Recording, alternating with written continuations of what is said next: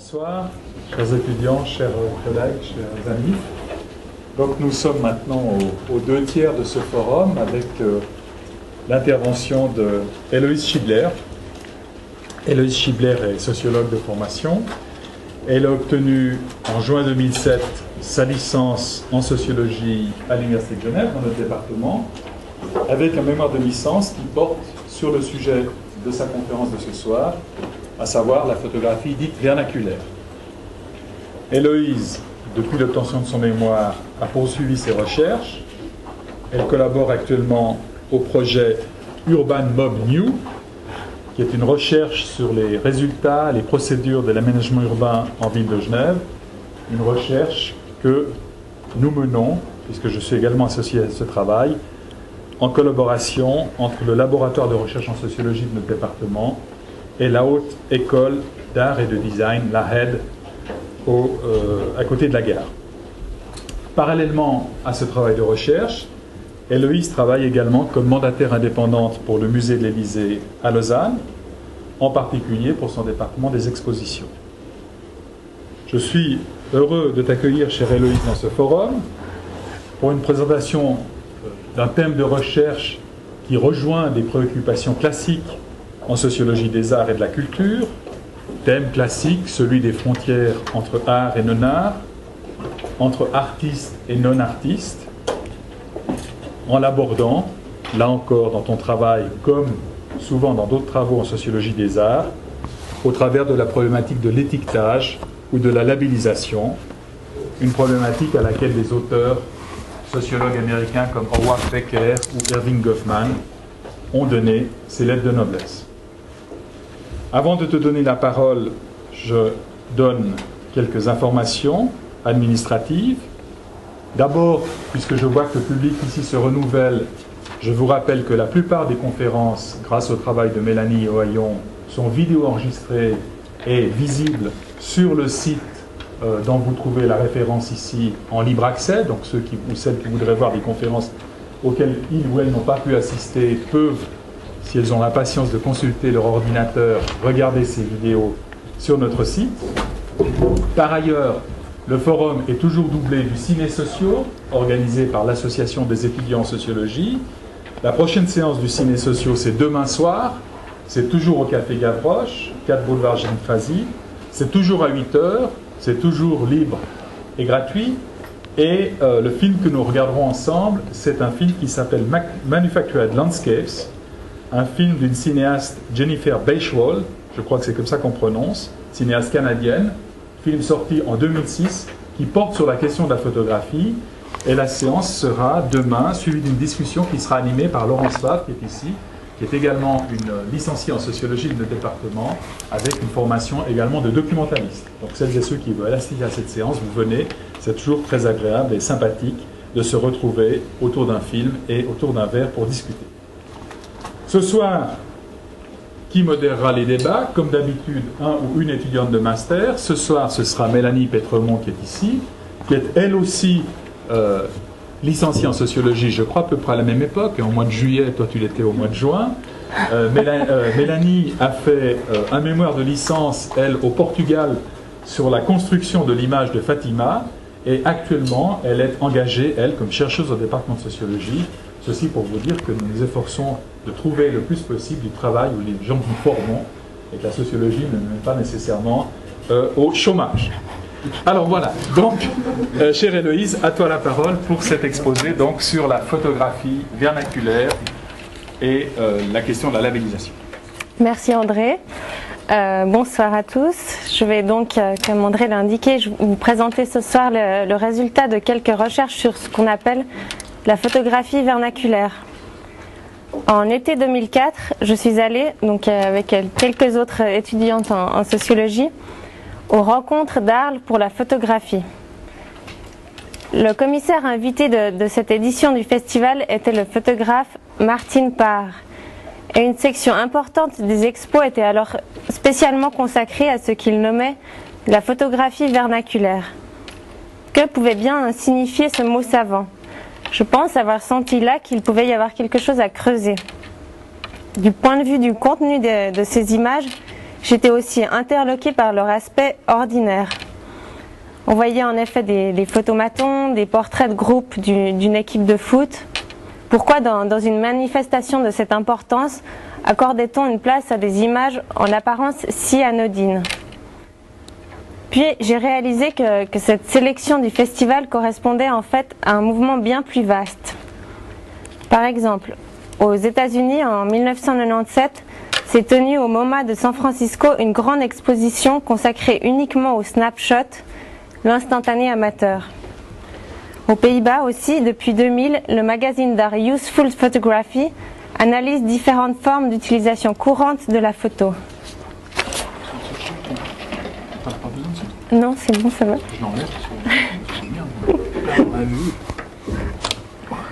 Donc ces exemples attestent d'une ouverture du monde de la photo plasticienne aux pratiques ordinaires du médium. La photographie vernaculaire occupe à présent les murs des musées. Elle acquiert de la valeur sur le marché de la photo et donne lieu à des publications spécialisées. Par cette présence, elle nous invite donc à nous poser la question de ce forum: à quoi servent encore les artistes?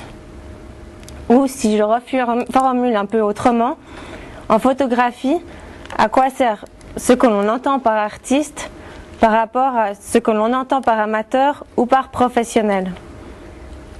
Il va donc être question ici de définition, d'étiquette et de processus de catégorisation. Alors concrètement, qu'est-ce que la photographie vernaculaire? Quantitativement déjà, le label photographie vernaculaire désigne un nombre vertigineux d'images. Selon les définitions, par exemple, l'étiquette photographie vernaculaire correspond à 95 à 99% de la production photographique. Or, l'IDC, une société chargée de calculer la taille de l'univers numérique mondial, estime à 400 milliards le nombre de photos numériques pour 2008. Dans la même veine, le site de partage d'images Flickr a dépassé les 2 milliards de photos en novembre 2007. Maintenant, si l'on s'attache plus au contenu de ces photos, l'image vernaculaire concerne des domaines très variés. Cela va par exemple de la photo de famille d'anniversaire. On voit pas très bien, mais à la photo témoignage, disons, c'est un amateur qui a pris en photo, qui était dans le métro de Londres pendant les attentats et qui s'est pris en photo avec son téléphone portable. Cette photo a été mise sur un site internet. Puis après, elle a été publiée dans énormément de journaux, et même le Times Magazine l'année passée l'a élue l'une des meilleures photos de l'année. Bon, là on la voit pas très bien. Cela va aussi du daguerréotype érotique du 19e siècle à la photo, l'imagerie scientifique. Donc ici c'est la vue du soleil en 3D, c'est la première image en 3D du soleil qu'on a de la NASA. Donc comment donner du sens à tout cela? Quels sont les dénominateurs communs à toutes ces images? Les sémiologues, les historiens de l'art ou les esthéticiens sont habituellement en quête d'une essence, d'un caractère extraordinaire propre à définir un genre de photographie. La photo vernaculaire leur pose donc problème. Dans une perspective sociologique, c'est justement ces problèmes qui sont les plus signifiants. Donc dans la première partie, je vais aborder les questions de définition. Puis dans la deuxième partie, ça sera plus historique. N'étant ni historienne ni historienne de l'art, cette contextualisation ne peut être que schématique. Mais parmi la diversité des pratiques vernaculaires, j'ai opté de traiter principalement de la pratique amateur. En effet, elle permet de mettre en évidence les conflits entre les différents acteurs. Et enfin, dans la dernière partie, je vais parler rapidement de certaines caractéristiques de la reprise de la photo vernaculaire par la sphère artistique.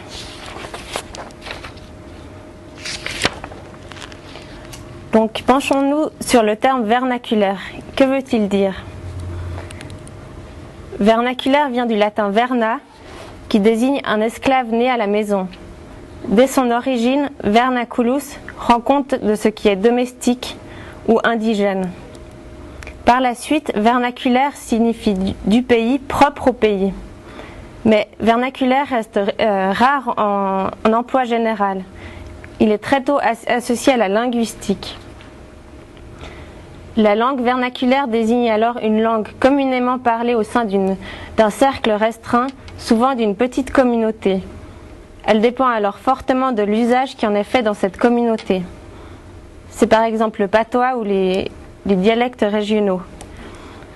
La migration du qualificatif au domaine artistique se fait surtout par le biais de l'architecture.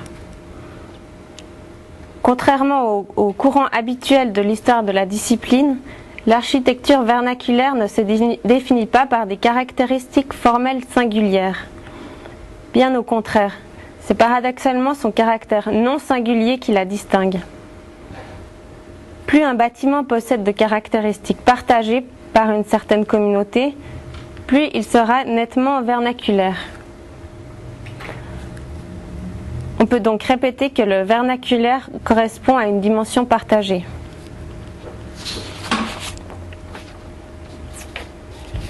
Pour cerner l'étiquette photographie vernaculaire, je me suis livré à un petit exercice pratique. Je suis partie de la question « Quelle est la définition de la photographie vernaculaire ?» et j'ai rassemblé un corpus de 9 réponses. Par ce biais, l'idée était de mettre en relief un acte discursif, la définition claire et circonscrit. L'analyse de ces réponses a révélé 3 aspects frappants. En premier lieu, j'ai remarqué que les acteurs accordent une place importante à leur propre positionnement. Ils se situent par rapport à l'interlocuteur. Par exemple, je ne suis pas sociologue, je suis historien. Donc, comme historien de l'art, Et ils affirment aussi leur position au sein du monde de la photo. Je devrais d'abord me positionner comme venant de l'anthropologie. Ou encore, dans mon rôle de directeur de la photographie à la galerie Tatata,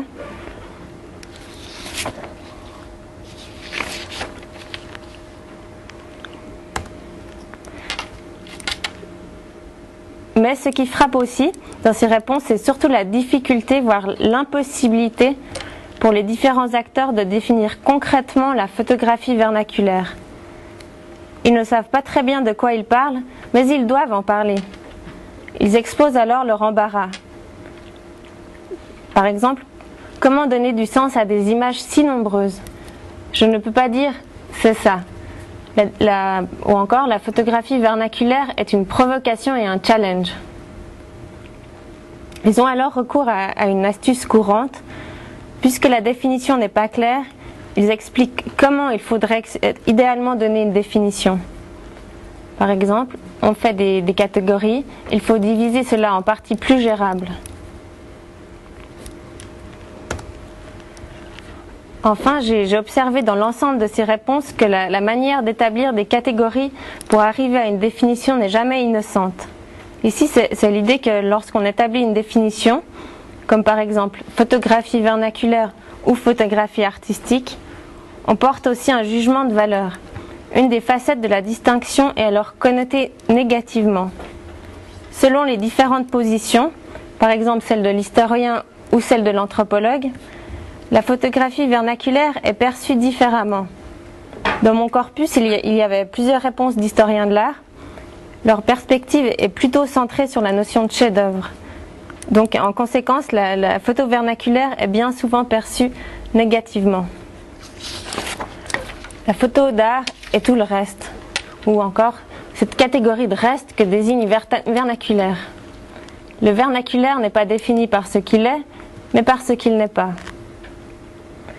Donc, ces exemples nous montrent bien la photo vernaculaire comme le négatif de la photo artistique.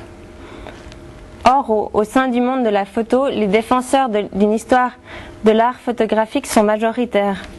C'est donc cette perspective négative qui fait souvent référence. Mais il faut dire que ce n'est évidemment pas la perspective de l'anthropologue.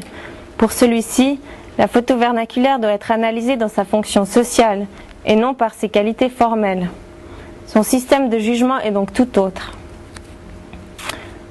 À ce stade de mon observation, un conseil du sociologue Howard Becker m'a été particulièrement utile. Dans Les ficelles du métier, c'est un de ses livres, il conseille aux jeunes chercheurs de faire attention à ce qu'il appelle les distinctions étranges.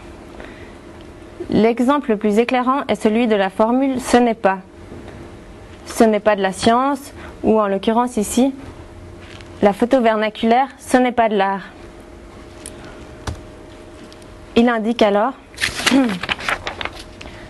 la formule « ce n'est pas de la photo » dont on trouve des centaines d'occurrences tant dans l'histoire qu'aujourd'hui, est typiquement exprimée par les photographes d'art conventionnels lorsqu'on leur présente une photo qui semble marcher, mais qui communique efficacement quelque chose, mais qui ne relève pas d'un style qu'ils utilisent personnellement, avec lequel ils se sentent à l'aise, s'identifient ou qu'ils soient même capables de pratiquer. Si les gens du monde de la photographie d'art acceptent ce style, alors ce que ces photographes font, et qui constitue pour le moment la norme conventionnelle, se verra renversé de son piédestal ou devra au moins partager ce qu'il a à partager avec le nouveau venu. On comprend alors maintenant pourquoi la photographie vernaculaire est, comme le disait avant quelqu'un, une provocation et un challenge.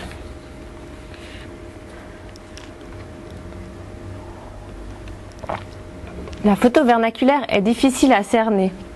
Elle est vaste, mais on peut garder l'idée qu'elle correspond aussi à une situation de communication restreinte. Je m'explique sur ce dernier point en prenant l'exemple de la photo amateur. Il faut faire la distinction entre la pratique amateur en elle-même, d'une part, et de l'autre, la réflexion sur la photo vernaculaire, c'est-à-dire la réflexion sur ce type d'image. Il y a là une différence de degré, plus précisément une perte de sens. En effet, dans son contexte d'origine, le sens des images est évident. Quand on regarde une de nos photos, par exemple une photo de famille, celle-ci nous renvoie à une multitude d'informations. Le moment de la prise de vue, le nom des personnes présentes, leurs relations, l'ambiance, etc. En revanche, dans le contexte de découverte, le sens initial de l'image est perdu. La compréhension de la photo vernaculaire acquiert alors une dimension plus spéculative et conceptuelle. On essaye par exemple de deviner les fonctions sociales de ces images, le contexte politique dans lequel elles ont été produites, etc. J'ai trouvé il y a quelques jours un exemple qui illustre bien de ce point important en fait. C'est surtout la perte de sens qu'entraîne la reprise de la photo vernaculaire. Donc c'est le premier exemple que j'ai montré. C'est un album de photos qui a été mis sur Flickr par un des nombreux passionnés de photos vernaculaires. Donc il y a à peu près une vingtaine de photos, là j'en ai pris que quelques exemples. Donc la personne qui a mis les photos sur Flickr donne quelques informations sur le contexte de découverte de cet album. Donc il a découvert ces photos sur un marché en Californie. Et pour la date, la date de production de ces photos, il reste assez vague. Pour lui, elle se situe entre 1954 et 1969. Donc autant dire qu'on ne sait pas grand-chose sur ces photos. Mais si on les regarde d'un peu plus près, en fait on voit que chaque fois qu'il y a la dame avec la robe jaune, sa tête est déchirée. Là. C'est un exemple que j'aime bien. Donc en fait on voit qu'on passe à côté d'un événement qui a de l'importance pour les personnes qui étaient présentes ce jour-là. Et nous, en tant que spectateurs de ces photos, on peut essayer de deviner le sens vraiment de cet événement. D'ailleurs, c'est ce qui se passe sur Flickr, parce qu'en fait, on peut ajouter des commentaires. N'importe qui peut ajouter des commentaires sur Flickr sur les photos qui ont été mises. Et donc, il y a tout un groupe de personnes qui ont émis l'hypothèse que... Ah non. que le père aurait couché avec la femme en jaune et par esprit de vengeance, la femme au chignon aurait coupé la tête à la femme en jaune. Mais voilà, bon, c'est que des spéculations, donc on ne peut pas savoir et on voit bien la perte de sens que peut prendre la photographie vernaculaire. Donc elle prend pleinement son sens dans une petite communauté. Maintenant, je vais retracer quelques étapes importantes de l'évolution de la pratique amateur. Comme point de départ, il faut prendre l'année symbolique de 1888.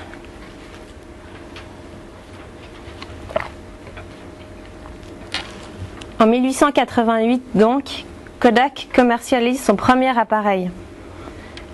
Le boîtier est compact et il est déjà chargé d'un film. En fait, l'innovation consiste surtout à éliminer pour le client l'étape fastidieuse du travail de laboratoire. Comme le dit le slogan efficace, vous pressez le bouton, nous faisons le reste. Mais 1888 marque moins l'année d'une invention technique que celle d'un changement radical de culture. L'appareil est bon marché, donc pour la première fois des milliers de gens ont accès à la pratique de la photo. Naturellement, ce changement bouleverse l'organisation du monde de la photo. Pour envisager ce changement, il faut revenir encore plus en arrière dans le 19e siècle. Qui est alors l'amateur en photo ? Au milieu du 19e siècle, le photographe amateur est un homme de savoir. Pour pouvoir pratiquer, il doit avoir des connaissances d'optique pour la prise de vue et de chimie pour le tirage. Mais l'amateur doit aussi avoir du temps libre. On retrouve donc principalement les photographes amateurs au sein de la bourgeoisie. L'amateur fortuné se rapproche alors de la figure de l'érudit et l'amateur s'oppose à l'ignorant. Mais par la suite, et c'est là que les choses se compliquent, l'amateur s'oppose aussi au professionnel. Et ceci, en fait, dès le début de la commercialisation de la photo. Cette opposition amateur-professionnel est encore aujourd'hui à la base de bien des définitions. Pour le ministère français de la Culture et de la Communication, les pratiques amateurs sont réalisées, je cite, pour le plaisir à des fins personnelles ou pour un cercle restreint à des proches en opposition à un exercice professionnel.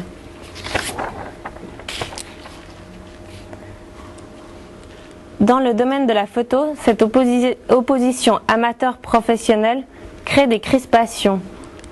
Il s'agit pour les uns et les autres de revendiquer la supériorité de leur démarche.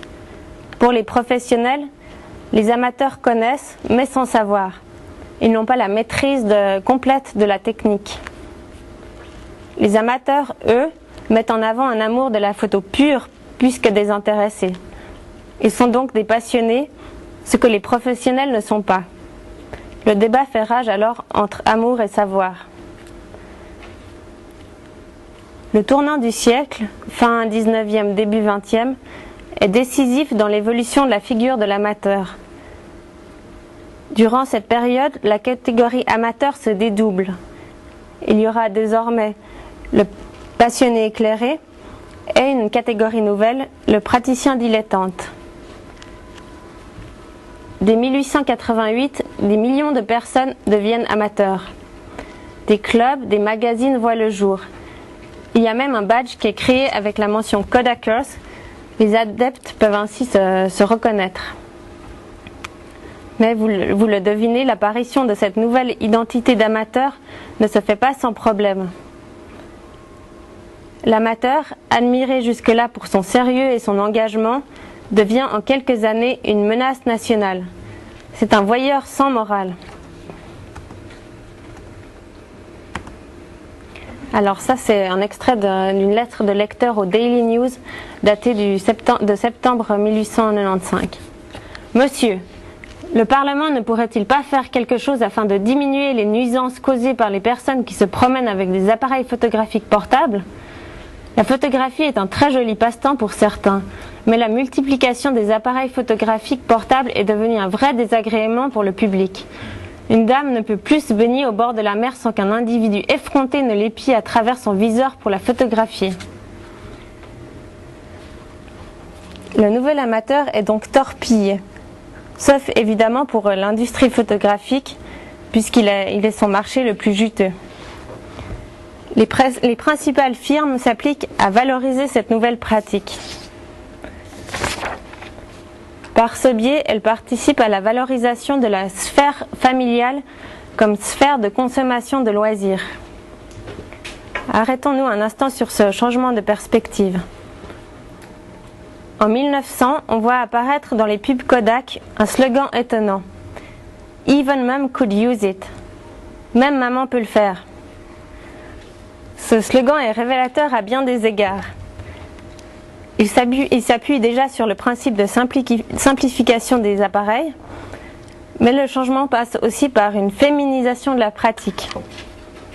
Pour appuyer cette féminisation, Kodak lance en 1893 la Kodak Girl. Elle va incarner durant près d'un siècle le photographe amateur. Toujours dans le vent, prête à toutes les aventures, la femme à la robe rayée, résolument moderne, part à la conquête des souvenirs de famille. Mais cette féminisation va encore plus loin. Dès les années 20, c'est l'appareil lui-même qui se féminise. Le Vanity Kodak est disponible en rose, bleu et vert. Il est vendu avec un rouge à lèvres et un miroir. Mais souvenons-nous, même maman peut le faire. Pour Bernard Germain, un spécialiste de Kodak, je cite, la publicité vise la femme, telle une éternelle mineure de la complexité technologique. En effet, le rôle accordé à la femme se borne donc à une opération technique des plus élémentaires.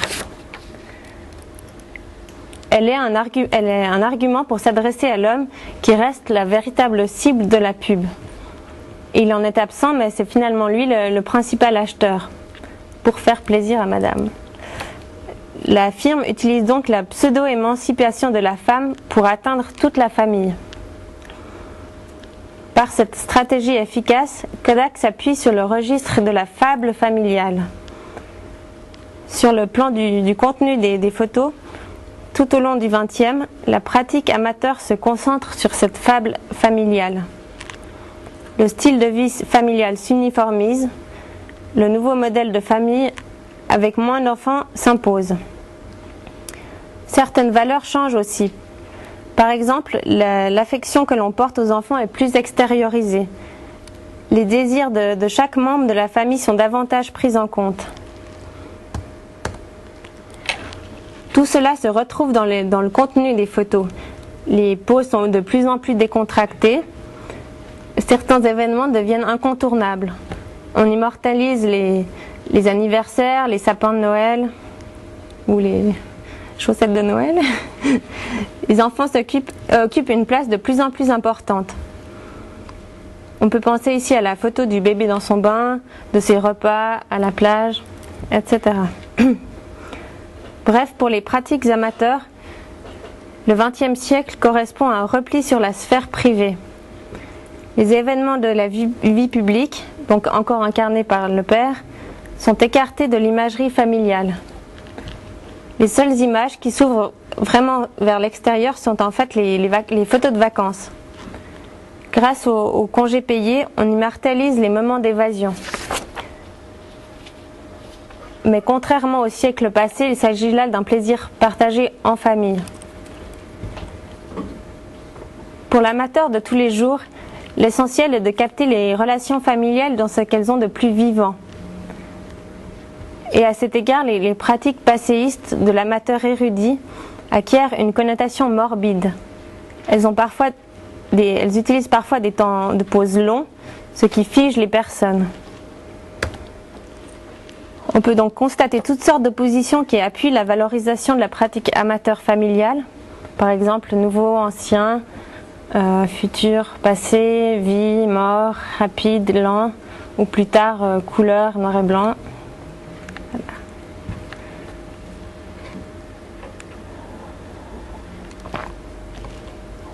Mais comme on le voit ces jours-ci avec les commémorations de mai 68, les années 70 ont fortement critiqué ce modèle familial. Elles ont aussi montré le caractère construit et parfois trompeur des souvenirs photographiques. Et cette prise de distance va permettre de faire que la photo vernaculaire devienne un objet de réflexion.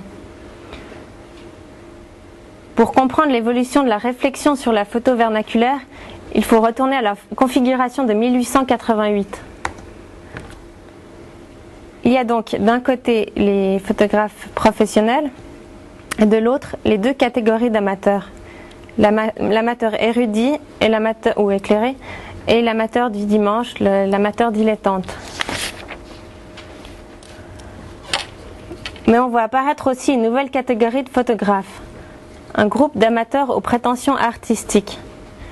Les pictorialistes veulent faire accepter la photo au sein des beaux-arts. Ainsi, l'engouement d'un large public a provoqué, par réaction, la revendication d'un art photographique. Tout oppose alors les photographes artistes aux nouveaux amateurs. Par la suite et dans les différents mouvements qui vont succéder au pictorialisme, il arrive que l'on manifeste de l'intérêt pour la photo vernaculaire, mais uniquement sous certains aspects. On admire par exemple les avancées techniques de certaines applications scientifiques. La photo vernaculaire vient donc parfois appuyer le discours artistique, mais elle reste toujours dans une position d'à côté. Et l'ouverture à une réflexion plus importante sur la photo vernaculaire se fait vraiment à partir des années 70.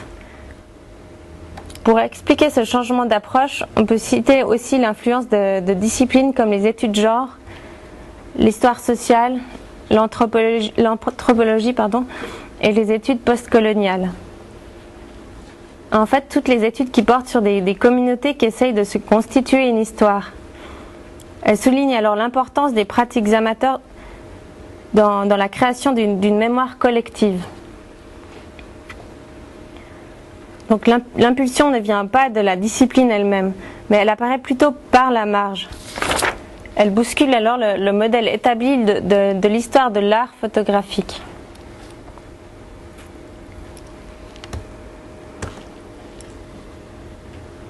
Je passe maintenant à la troisième partie. Je vais vous évoquer le transfert d'une image ordinaire à la sphère artistique, c'est-à-dire en fait la mise en œuvre de la photographie vernaculaire.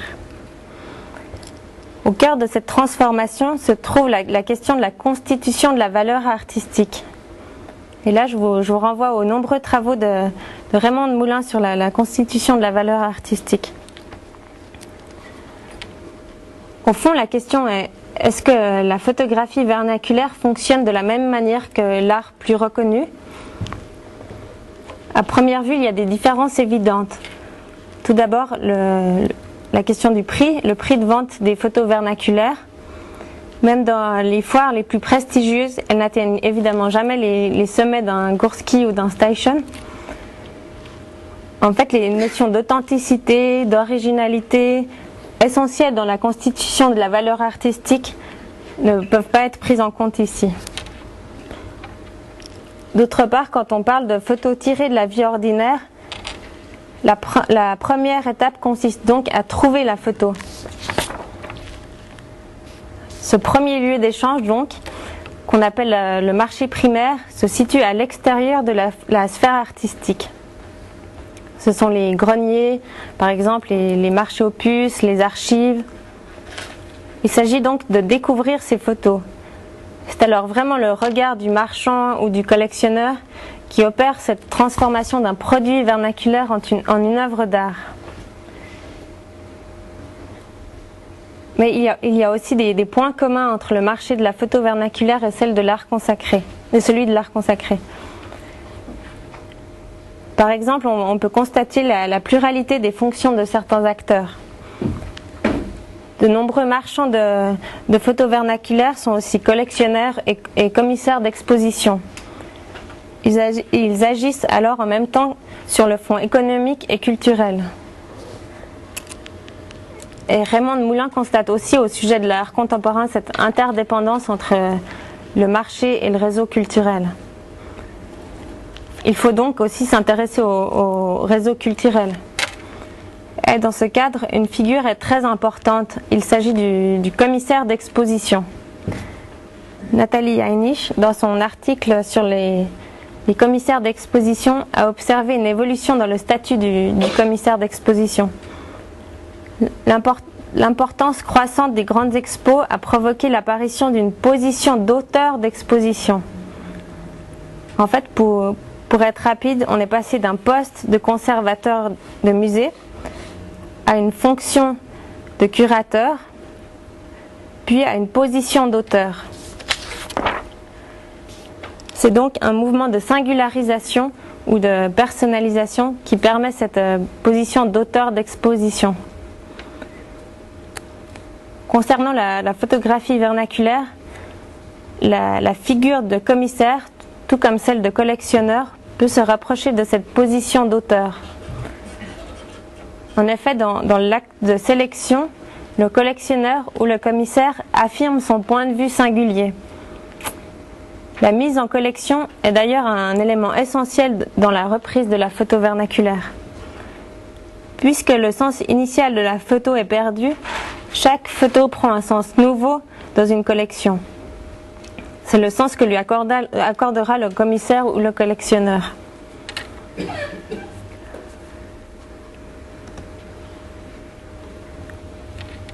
En conclusion, la photographie vernaculaire interroge, bouleverse, irrite. Bien souvent, elle fait figure de troublion, ni complètement absente, ni complètement acceptable. J'aimerais maintenant finir par vous parler d'une polémique qui s'est développée en août passé sur Internet. Tout a commencé sur le blog d'un photographe américain, il s'appelle Alex Sott. Sous la rubrique vernaculaire et Flickr, il lance le débat. Est-ce que l'on peut trouver des bonnes photos sur Flickr? Il cite alors l'interview d'un autre photographe réputé, Stephen Shore. Dans cette interview, le photographe est radical. Je suis allé sur Flickr et il n'y a que de la merde. Je pouvais pas le croire, c'est tellement conventionnel. Il n'y a que des clichés, c'est juste un lieu commun après l'autre.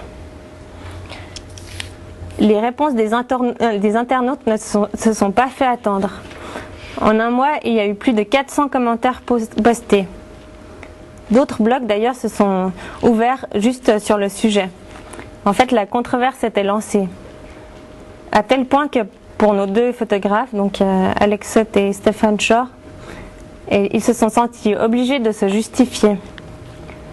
Stephen Shore explique alors qu'il est complètement fasciné par les millions de photos commerciales sur eBay. Il trouve aussi génial les photos des amateurs sur leur téléphone. Mais il précise, tant qu'ils ne veulent pas faire de l'art. À la fin, il reconnaît qu'il a quand même un peu exagéré et qu'il n'avait pas été très juste par rapport à l'ensemble des photos de Flickr. Sur ce, Alex Sott explique que ses propos démontrent bien que la démarche de Stephen Shore n'était au fond pas du tout élitiste. Dans les réponses, les positions sur ces propos sont très divergentes. Certains soutiennent les deux photographes et s'indignent d'ailleurs contre l'utilisation abusive du terme photographe pour désigner les adeptes de Flickr. Certains, au contraire, critiquent avec virulence ce jugement. Qui sont-ils pour juger de la valeur d'une photo? Et ce n'est pas être moins élitiste que d'apprécier uniquement la photo vernaculaire qui n'a pas de prétention artistique. D'autres encore s'interrogent. Comment se fait-il que d'un côté la photo vernaculaire soit à la mode et que de l'autre elle soit si vivement critiquée? En tout cas, cette polémique permet d'observer les crispations. Encore une fois, chacun défend son territoire. Elle permet aussi d'appréhender la valeur de la photo amateur. Flickr se veut être un lieu d'espace, un espace de partage où il n'y a pas d'instance de sélection. Dans un contexte comme celui-ci, qui est légitimé à juger de la valeur d'une photo? Est-ce le verdict de la popularité qui prime? La photo la plus regardée serait-elle alors la meilleure? Ou est-ce le jugement du marché traditionnel, comme le pensait plutôt la semaine passée Laurent Wolf. Voilà. Voici en tout cas quelques questions qui peuvent ouvrir le débat. Voilà.